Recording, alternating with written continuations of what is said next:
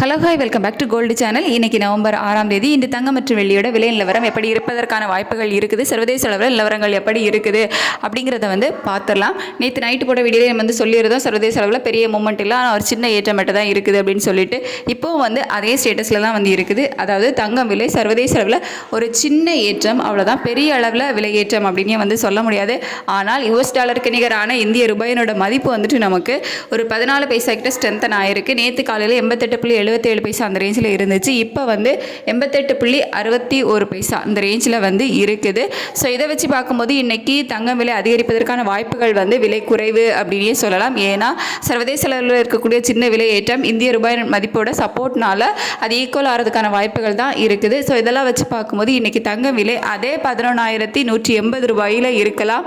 அப்படி இல்லை அப்படின்னா ஒரு சின்ன விலையேற்றம் இல்லை ஒரு சின்ன விலை இறக்கம், அதாவது ஒரு ப்ளஸ் ஒரு 10 ரூபாயில் இருந்து 40 ரூபாய்க்குள்ள ஒரு ப்ளஸ் ஆர் மைனஸ் இருப்பதற்கான வாய்ப்புகள் தான் இருக்குது. ஸோ பெரிய அளவில் மாற்றம் சர்வதேச அளவுலையும் இல்லை. அதுக்கடுத்து வெள்ளியோட விலை கேட்டிங்கன்னா சர்வதேச அளவில் வெள்ளியோட விலையில் ஒரு சின்ன ஏற்றம் இருக்குது. ₹1 விலை அதிகரிப்பதற்கான வாய்ப்புகள் இருக்குது.